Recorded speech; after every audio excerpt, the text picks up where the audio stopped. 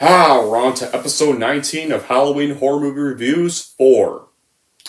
So, this one, it seems like we're going to be exploring a film that Disney often considers to be the black sheep of their animated films, and one that apparently bombed so badly that almost put their future as a studio in jeopardy and made them rethink their animated features. Drop on by the Clown Cafe. Drop on by the Clown Cafe. The grub is downright gruesome, but your appetite's obey. 'Cause food's a little funny, food's a little funny, food's a little funny at the Clown Cafe.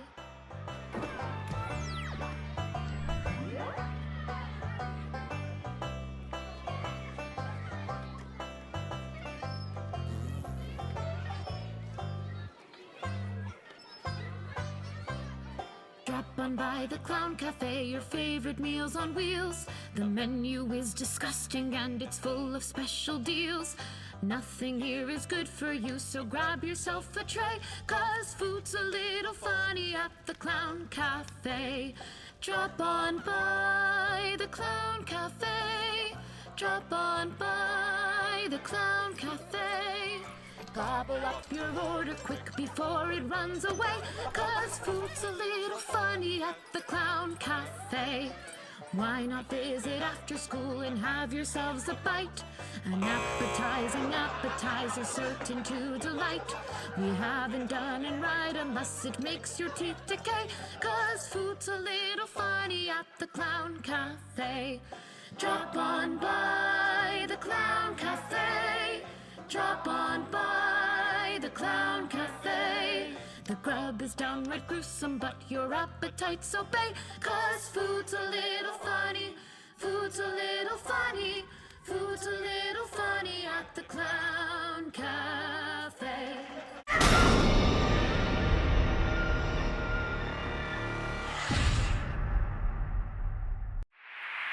Hey everyone, it's Don G. Corleone here, and I am here with a brand new movie review. And this review, or episode, not just movie review, actually, also episode 19 of Halloween Horror Review Season 4. And this episode is going to actually, believe it or not be for a horror film per se, but it's going to be for a dark animated Disney movie. And this one is going to be one that was released during their dark age. The last kind of flop they did for a while. And it was released in 1985, and it was for their first non-musical animated feature, and their first one to be rated PG. And that film is going to be for none other than 1985's The Black Cauldron, which was directed by Richard Rich.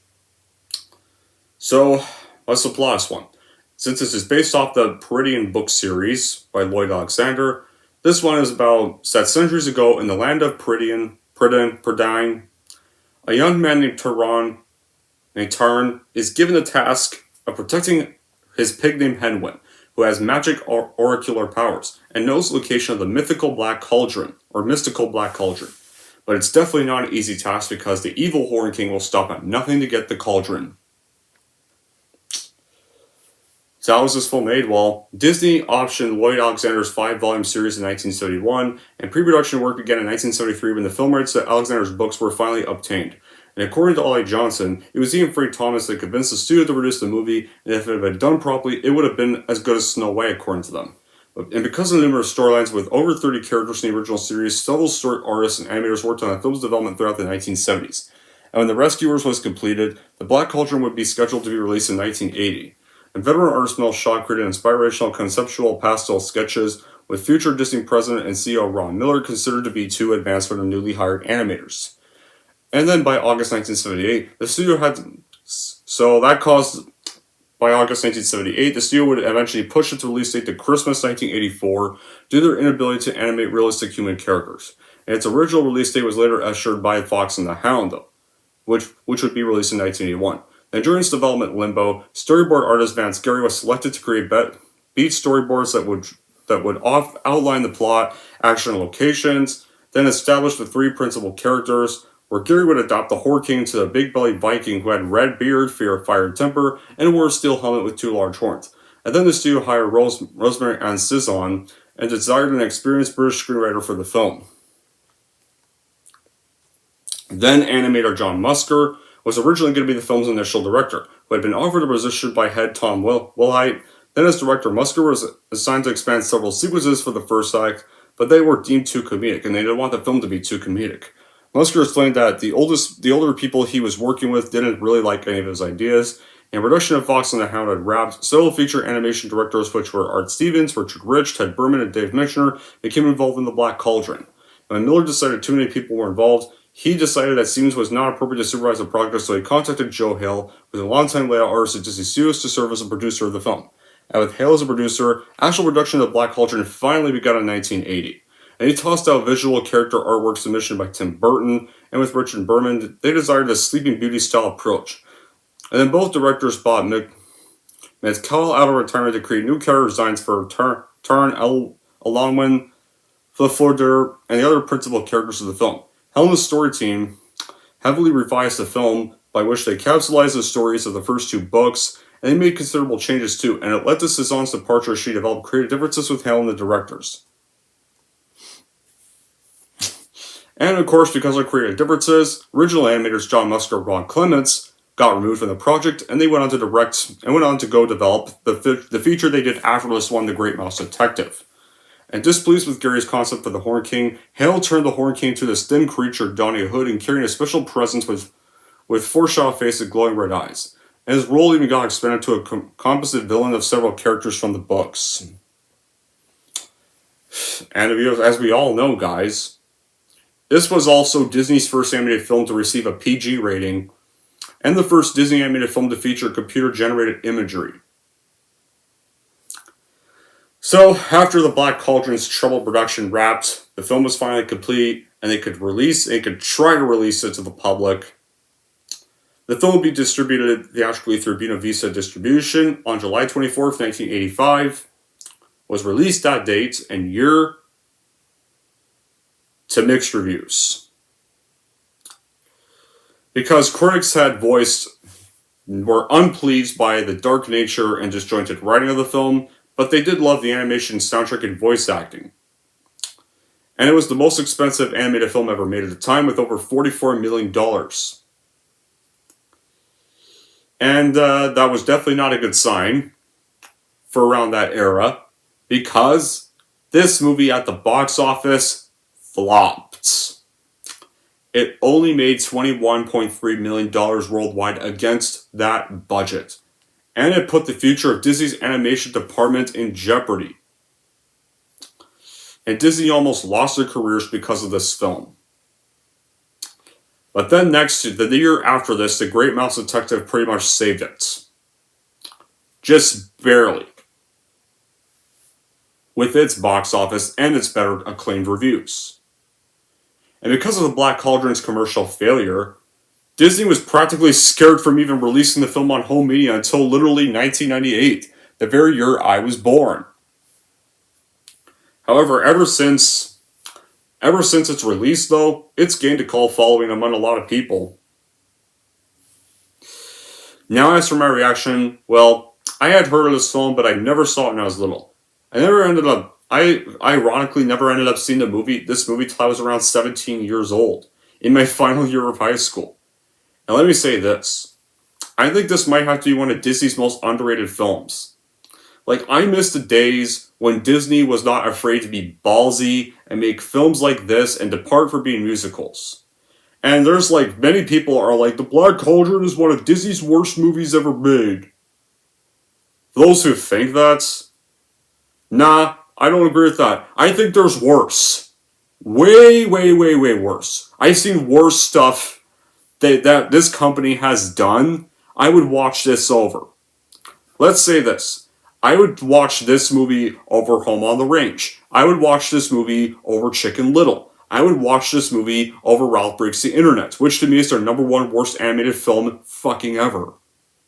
I'd watch it over both the Frozen movies. I'd watch it over Pixar's Turning Red. I'd watch it over Pixar's Lightyear. I'd watch it over Pixar's Cars 2. I'd watch it over Pixar's Brave. I'd watch it over their most recent animated feature, Strange World. And I'd watch it over the overrated as fuck movie Encanto. What else can I think of? Oh, And I'd also rather watch this over almost every single fucking live action remake they have done, like The Lion King, The Little Woke Maid, or The Woke Mermaid, as I call the most recent Little Mermaid movie. The one that stars Crazy Bailey. What else can I think of? Man. Oh yeah, over the Lion King remake. I don't know if I already said that twice, but whatever. The point is, there's lots of Disney films worse than The Black Cauldron. Worse. Just everything they do today is way worse than this.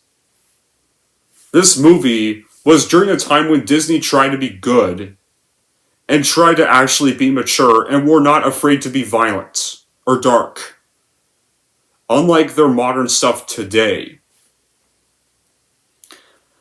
Yeah, sure, since this did flop at the box office badly at the time it came out, I get Disney tried to hide this movie from the public as it almost destroyed them as a studio due to its box office performance and reactions. But I don't think they should have waited till the year I was born to release it all the way there. Well, then again, this is the 80s, and usually, apparently, the 80s, a lot of things got released on home media late. Like apparently some people had to wait a long time to be able to watch the film again on a home media copy. Like, I'm honestly, that's kind of that'd be one of the bad qualities of living in the 80s. You have to wait a very long time to be able to finally watch a movie you liked on DVD or video cassette. Oh wait, no. DVDs weren't invented in the 80s. It was either video or laserdisc. You'd probably have to wait like almost a whole year to be able to watch the film again on VHS tape or laserdisc. And it was probably really pricey also then too. But The Black Cauldron, it's not a typical Disney animated feature. Because for one thing, it's not a G-rated musical because it was the first ever Disney feature to receive a PG rating. The story is from the works of Lloyd Alexander, which are in the spirit of J.R.R. Tolkien. As in it, this pig farmer named Taran has to protect his pet pig named Henwen, who has his prophet-like powers, and can divine the whereabouts of a powerful weapon called the Black Cauldron. The demonic Horde King, though, is also after this stone of black magic to create this invincible army of the undead. And the movie boasts impressive art shot in 70mm widescreen formats, and which definitely includes the contributions of a young Tim Burton. And for once, this was the first time we saw a non-musical effort from Disney. I can't tell if the movie would have been better with musical numbers, but I'm glad it didn't have musical numbers. A musical wouldn't work for a film like this. The musical score makes up for that, and the overall story didn't really match the grandeur of it. The fact it was the first Disney movie to receive a PG rating really shows. The scenes with the Horde King are really dark and terrifying, and the time leading up to the majestic climax is probably Disney's first take on the horror genre. And it's a shame, because this movie didn't do so well, we never got to see Disney do more graphic animated movies like this in the style of this. I mean, yeah, they still did a lot of dark animated features after this. I mean, Oliver and Company was dark. To me, it was. I don't care if people think it's lighthearted, that's your opinion. I think it's one of their darkest films. And it's also not to be based off a fairy tale. We had The Lion King, we had The Hunchback of Notre Dame, Tarzan, Mulan, Atlantis: The Lost Empire. Yeah. They still did some dark stuff, but not dark like this movie. This film was like a Disney attempt to do something different, and it's such a radical change for its time that people weren't prepared, resulting in a spectacular failure at the box office and critically. But had this movie been made today, it probably would have been more appreciated. I mean, time was kinder to it and attracted some loyal fans, but it's still one of the lesser known appreciated animated Disney movie, and less appreciated animated Disney movies. Oh, wait a minute. I know Disney today. Maybe if this was made today, it'd probably be a woke shitfest. With a bunch of forced comedy. So maybe I take that statement back. This movie had a troubled production too. It took 7 years to be made, and that's a very long time, even for an animated movie. It pioneered computer-generated imagery on Disney animated movies and had the honor of being the first animated Disney effort to do that. So, I don't think the movie's too bad. I enjoy it. kind of fine with it. It's definitely not one of Disney's masterpieces, but I still think it's an enjoyably good film. Right? I like that this one, Disney tried to be different for this movie. It actually decided to not keep going the musical route or the fairy tale route and actually try to do something a little more mature around this time. This is the Disney I miss. I wish Disney tried to do this again. But yeah, I do have some fun. I'll admit, I'll start off with the problems I have with this movie first, because I do have some problems with it. Because, like, first problem, which is probably everyone's number one, nobody does much of anything and not much really happens. Most of the things happen by chance or by an external force, like the witches, for example. Most of the elements of the film even prove passable and predictable in the Disney mold of plot, hero design, sidekicks, and when it branches out for the better in avoiding any and all musical interludes, and along the way offering some scenarios and graphic effects that are more mature than most of our Disney animated feature films. Although some of their Disney Renaissance stuff could do mature themes. The animation is also mixed in quality. It's an odd distinction among Disney films, but it's a distinction nonetheless. And while it's usually solid, there's high points like the external shot of a dark castle or visceral chase sequence. There are low points such as the unnatural shifts in hair color, that over-empathize different environments, or obvious spots where animation is rushed, like a rock slide sequence, and the protagonist of the story, Taran, he doesn't really do much at all. I mean, I think he's a decent character, but he just doesn't do a lot. So I can see why he's not very that memorable. The only time Taran really does something remarkable is in the beginning when he escapes the castle with that sword. And after that, they just kind of, him, Alonwing, and Fleur, all the three do is just wander around the woods. Then they find this hidden fairy world. Then a fairy guides them to the witches who gives them the cauldron. Then they get captured by the Horned King. I almost forgot to mention, they're accompanied by this dog Yorkie-like creature named Gurgi, who literally does kind of sound a lot like Gollum. I think it's kind of rumored that Andy Serkis got his Gollum impression from this character. I think that may have just been a rumor. I don't know where. Maybe that was just a rumor, but if it is, maybe that'd be one thing this movie did memorable around the time. They get saved by Gurgi, and the movie basically ends. Taran doesn't really just do much anything, and Alonwing and Fleur, his two companions, don't do anything besides just accompany Taran when they meet him. You remove them and nothing remarkable would change. It's a shame though, because they are still likable characters. I mean, they're not unlikable, they're not obnoxious. I mean, they're actually normal characters you can actually like. Unlike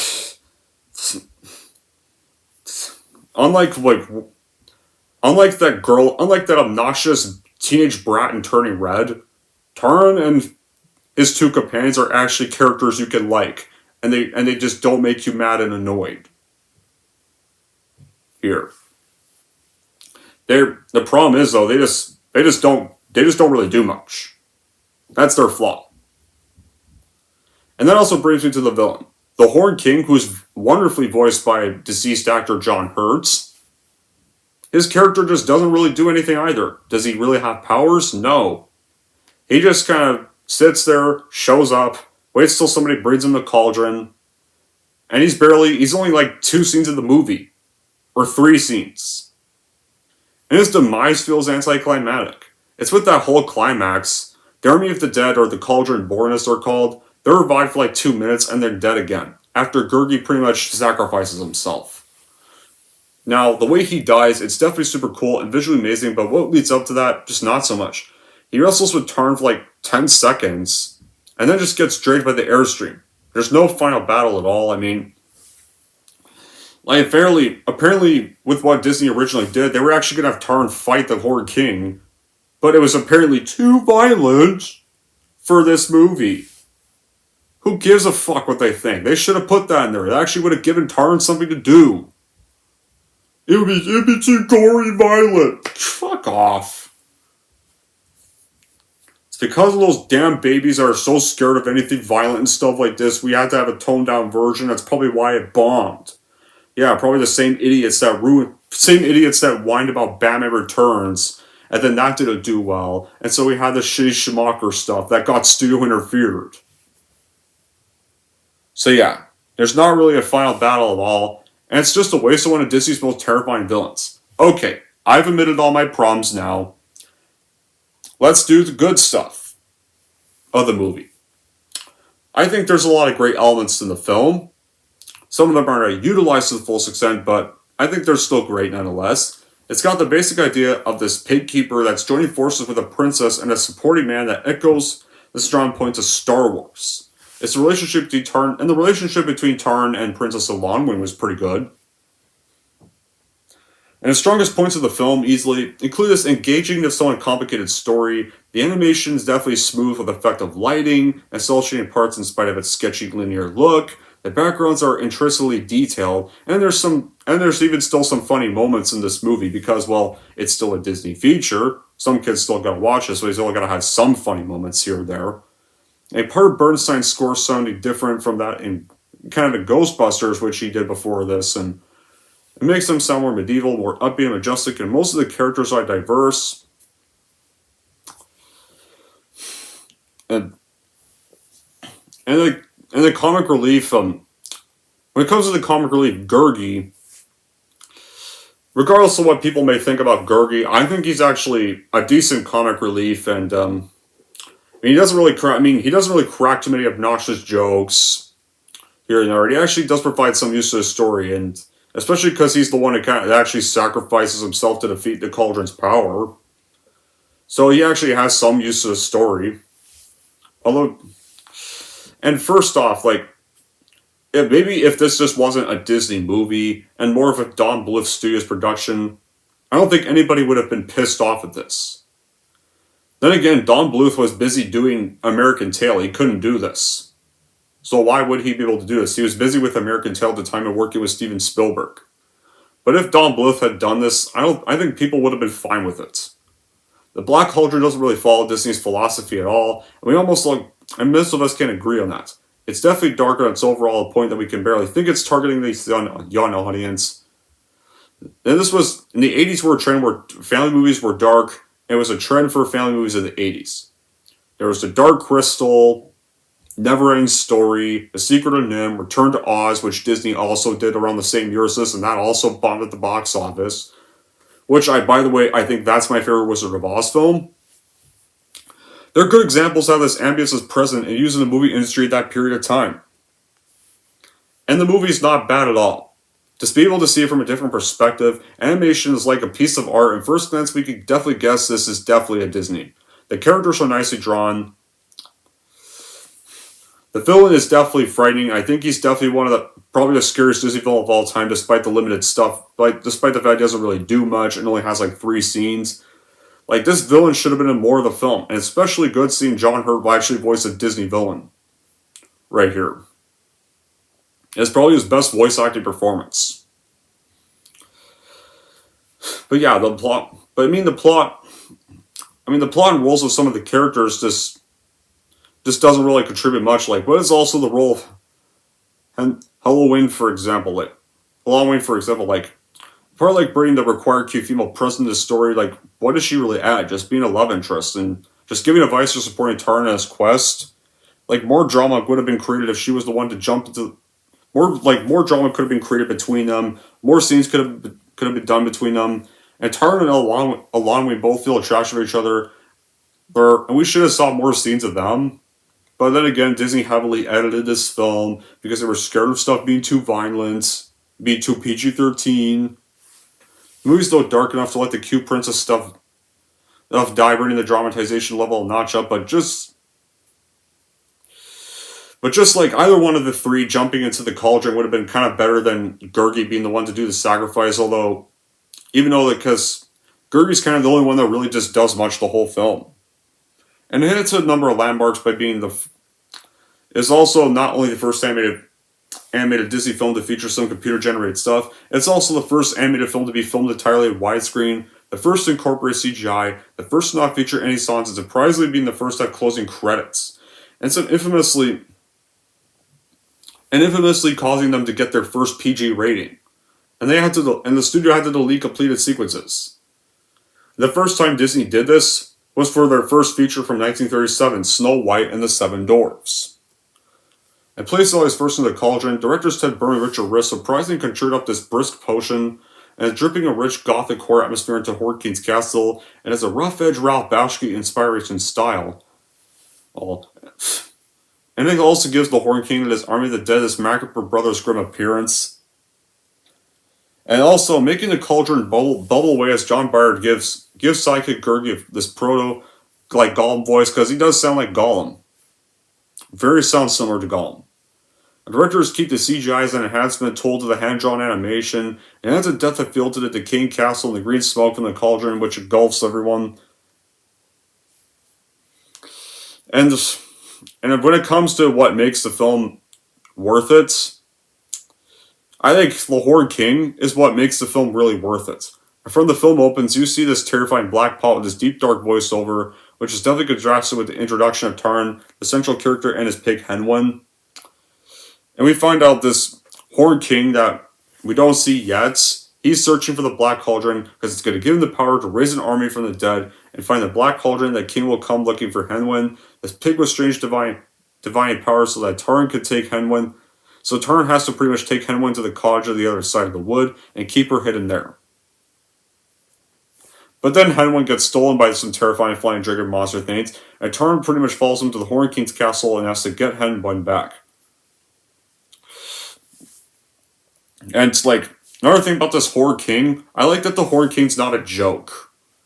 Here, the villain's not a complete joke, he's not misunderstood, he doesn't have some stupid backstory or anything here. No, this Horn King's an actual monster. He's definitely as frightening as he should be.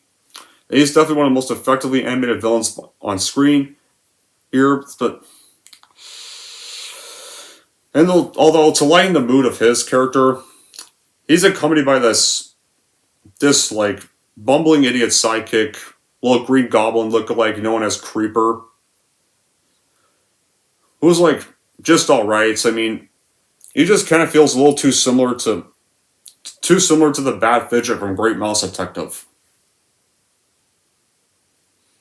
And yeah, I've already mentioned Tarn being a useless protagonist at times, but the thing is, I feel like over time, despite not really being the one not really getting to do much, he does get some use as the film progresses. Like, when he meets Elonwain and has the sword that pushes away the Horn King's men, he does have some use to the plot at times. And he does decides he has to give up that sword to be able to get the cauldron so that the Horn King does not get the cauldron. Right here, because if he didn't, the Horn King would have probably found the cauldron right before they even did. So he pretty much decides to give up that sword so that he can have the cauldron from the three witches. So at least he thinks that the Horn King won't be able to get it, even though they kind of do get captured afterwards. But he does kind of make a bit of a sacrifice right there. Decides to sacrifice becoming a big warrior knight because he knows getting the cauldron is more important than that. So, like, he still has some use. I don't think he's entirely useless. And that leads us on to there. I think the movie has a decent finale because while Tarn does feel foolish for trading the sword for nothing, his companions, though, they do show their belief in him. But soon enough, they get captured by the Horn King's minions and Gurgi flees into the woods. And the Horn King then uses the cauldron to raise the dead, and his cauldron-born army begins to pour out into the world. But then Gurgi decides that he's not going to abandon his friends this time. He goes back to rescue them. And Tarn decides that he's going to jump into the cauldron and save everybody. Even if it means he'll probably die. But Gurgi prevents him from letting him do that. And he decides that he's going to jump in instead because he believes he has no friends. And he wants to do something useful this time. And going in, he kills the cauldron-born as well as himself. And the cauldron loses control and it begins consuming anything within its vicinity. And Tarn is pretty much now confronted by the enraged Horn King, who literally is about to sacrifice Creeper to the cauldron, thinking that will revive the cauldron-born army.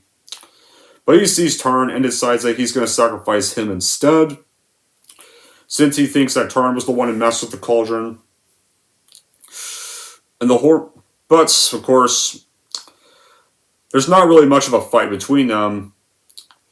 The Horn King just kind of slips towards the cauldron air, and the Horn King starts getting pulled in a way, but he still does try to grab Tarn and throw him near the cauldron, but he just ends up hiding under footsteps, so the Horn King's the one that gets pulled in. And he's dragged into the cauldron, and he's violently ripped apart and devoured by the cauldron, and it destroys the castle as well. So once our three leads flee, the three witches come to recover the now inert black cauldron, and Tarn, now finally realizes Gurgi's true friendship, and he asks the witches to revive his friend in exchange for the cauldron, and choosing to give up his sword permanently. And so the witches honor the request, and Gurgi is resurrected, much to everybody's joy. And Gurgi makes Tarn and Elanwin kiss, and the four friends decide to go back home. And so this fairy that accompanied them and Tarn's master were watching a vision that was created by Henwin. And this master finally praises Tarn for his heroism, because throughout the movie he's like, you wouldn't have the perfect strength to be a warrior. And he's like, very well done, my boy. And that's how the film ends. Right there. I mean, so yeah. It's kind of a more realistic ending if you think about it. Tarn doesn't really get to become a warrior or get married or anything like that. He just returns back home, resumes his pigkeeper life with his new friends, and is now praised by his master. They took down the Horn King and his forces, so the day is still saved in a way. It's not the typical Disney ending, but still a good way to end the film at least. Although, to be fair, I feel like the ending is a little rushed, because I kind of wish I feel like we should have saw Tarn, Elanwin, that other guy, and Gurgi return home. We could have saw them return home. I kind of wish that's how it ended. And he goes, and Tarn hugs his master, and he finally get to see them reunite. And then Tarn's like, I have some new friends I want to introduce to you. And then his three friends go inside the house, and they close the door, and that's where the movie should have ended. We should have saw them return home. Tarn introduces his new friends to his master, and the three all go inside to celebrate the Horn King's defeat, and then that's where you can end the movie. That would have been a much better ending than just ending with a vision of them walking back home. And honestly, knowing all of Disney's direct-to-DVD sequels, how just about all of them turned out, maybe it's a good thing this movie bombed. Let's not have another Belle's Magical World. Let's not have another Miles Return. Let's not have another Mulan 2. Let's not have another Ralph Breaks the Internet. And I've already mentioned the bad qualities in the beginning of this review, so I'm not going to mention them here like I usually do. I've already mentioned them in the beginning. But apparently there was also going to be rumors of a live-action adaptation of this movie from Disney. Why? Thank God it has not come to fruition. Thank God it has not been confirmed or planned at all, and I hope it never does. Look at their other animated features getting remakes, and how they've all turned out. Let's definitely not have a Lion King remake, or any other bad shitty remake for a change. Because if there was a live action of this movie, it would probably be a shitty woke joke fest. Probably done by Rian Johnson. Just imagine. Yeah, it'd be a shitty woke musical garbage with too many Marvel jokes. It'd probably be more like a Marvel film with shitty CGI, and the Horn King would probably look like Potato Doc. Imagine that. Or imagine if this movie was probably a remake that would be probably done by Taika Waititi. Then again, I'm already aware we're going to get a Hunchback of Notre Dame remake in 2025, even though nobody wants one. And if this movie also bombed at the box office and almost killed your careers, why would you want to revisit it in the first place if they were so scared of this movie's bad performance? And were so scared to release it on home media? And only released it because fans wanted them to? It would make no sense. So despite the iffy moments I mentioned at the beginning, The Black Cauldron, I think, is one of Disney's most underrated films, and it's definitely not worth buying because of those problems. So in the end, The Black Cauldron would definitely be a stream online for Disney fans that want to see one of their most ballsy films, to go back to the time they used to be good and actually try to make good animated films and actually gave a shit about what they made. Anyways, that's it for my review of The Black Cauldron. If you're already hungry at The Black Cauldron, here's how I'm going to rank this movie. So overall, if you missed the good days of Disney and want to go back to the era where they gave a shit and made dark shit, then give this unnoticed movie a stream online if you want to see one of their most ballsy days yet. And if you're wondering how I'm going to rank The Black Cauldron, I'm going to give The Black Cauldron a 7 out of 10. There we go. That wraps up my review for The Black Cauldron, and that wraps up this episode. So what's going to be the next episode? Well, our next episode is going to be for a horror sequel. And this was for a sequel to a movie I reviewed for the beginning of Halloween Horror Season 2. And it features a certain character from hell with a box. Yes, guys. The first sequel to Hellraiser, Hellbound Hellraiser 2, is going to be the next episode. So until then, guys, that'll be it for this episode. Thank y'all for watching. If you like this, want to see more, don't forget to like, subscribe to Don G. Corleone.